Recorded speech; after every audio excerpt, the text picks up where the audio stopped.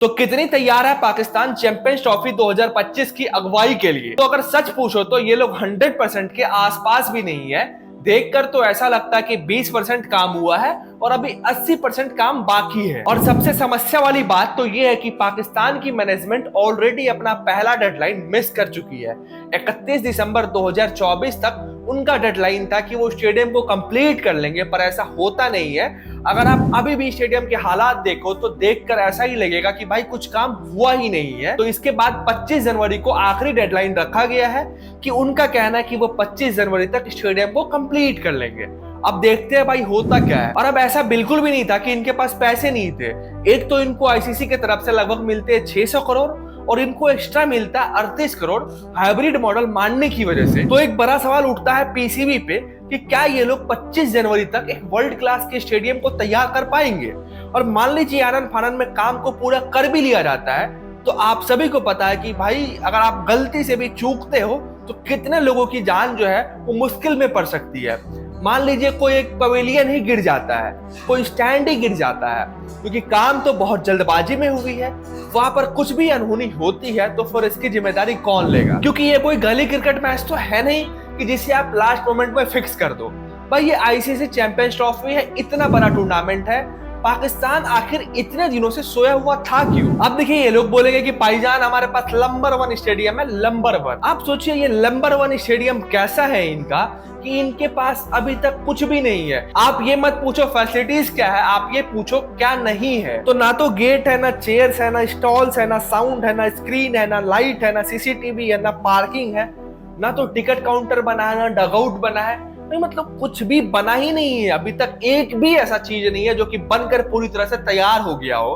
तो आप सोचिए ये टीम, ये मैनेजमेंट कितना पीछे चल रही है। इसलिए हर किसी का यही कहना है कि भाई अंत में ये ना हो जाए कि हबीबी कम टू दुबई। अब अगर आप इनसे पूछ दो कि भाईजान स्टेडियम का काम कहां तक हुआ है तो ये बोलेंगे सब काम ऑलमोस्ट हो गया है, सब काम तकरीबन हो गया है, सब काम मुकम्मल हो गया है। ये ऑलमोस्ट तकरीबन मुकम्मल से आगे कब बढ़ेंगे? लगभग 30 साल बाद पाकिस्तान को मिला है आईसीसी टूर्नामेंट होस्ट करने का मौका। अब ये लोग बोलेंगे भाई तुम इंडियंस हो, तुम्हें क्या तकलीफ हो रही है, हमारा देश हमारा मसला। तो भाई हम इंडियन क्रिकेट, हमारी क्रिकेट बहुत ज्यादा कंट्रीब्यूट करती है आईसीसी में। तो भाई आप खुद सोचो, ये हर किसी का सवाल होगा, लाजमी है कि भाई आप कर क्या रहे थे? 1 महीने पहले आपका ये हाल है, अभी 1 महीने बाद वहां पर मैचेस शुरू होने हैं और आपके पास स्टेडियम भी रेडी नहीं है, जबकि आपके पास प्रॉपर टाइम था।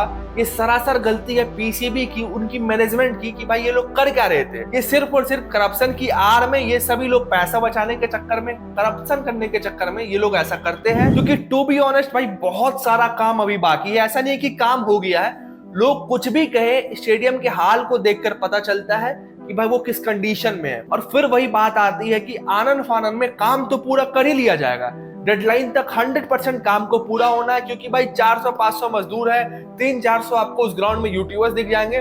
मतलब हर कोई अपना काम कर रहा है, काम तो पूरा हो ही जाएगा। पर फिर वही बात आएगी, सेफ्टी कितनी है? एक तो आपके यहाँ क्रिकेट बंद हुआ था हमले की वजह से, भाई फिर से कहीं वैसा हुआ तो क्या करोगे? क्योंकि मैच शुरू होने से कुछ दिनों पहले तक वहां पर रेनोवेशन का काम चलेगा। भाई प्रॉपर गाइडलाइन नहीं हो पाएगी, या फिर कोई मजदूर, कोई लेबर, कोई कुछ भी करता है, कुछ प्लांट ही कर देता है तो किसे पता चलने वाला है? आप खुद सोचिए, इतना बड़ा इवेंट हो, भाई 6 महीने पहले ये मैनेजमेंट काम शुरू करती है। तो भाई देखो सच्चाई ये है कि आप खुद देख सकते हो, विजुअल्स, फोटोज, वीडियोस जो भी देखना हो, आप कहीं पर जाकर कोई कुछ भी पढ़ो, कुछ भी देखो, हर तरफ से आपको यही पता चलने वाला है कि भाई वहां पर काम जो है वो ठीक से नहीं हो रहा और काफी स्लो हो रहा है। मतलब आप पूरा कर लोगे ये हम सभी को पता है और अच्छी बात है, आप कर भी लो पूरा। पर भाई आप सभी को सवाल करना चाहिए अपनी मैनेजमेंट से, अपनी गवर्नमेंट से कि भाई ये हो क्या रहा है? मतलब इतना बड़ा इवेंट को आप कैसे मिस आउट कर सकते हो? आपके पास बहुत अच्छा ऑप्शन था अपने कंट्री की इमेज को सुधारने की, आप वहां पर टूरिज्म को प्रमोट कर सकते थे, बहुत कुछ कर सकते थे, पर आपने ये सब नहीं चुना। आप फिर से वही चुनते हो, वही करप्शन, वही सब कुछ।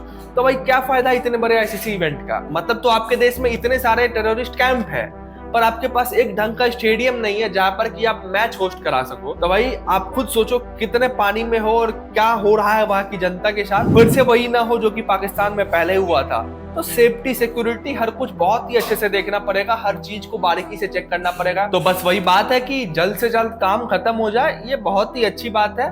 वहां पर टूर्नामेंट हो, किसी को कोई समस्या नहीं है, पर हर किसी को ये समझना पड़ेगा कि भाई कोई किसी से हेट नहीं करता, ये उनकी गलती है, तो हर कोई आइडेंटिफाई करेंगे। ऐसा नहीं है कि हमारी कंट्री या फिर किसी और की कंट्री इस टूर्नामेंट में भाग नहीं ले रही है, तो हर कोई का हक बनता है।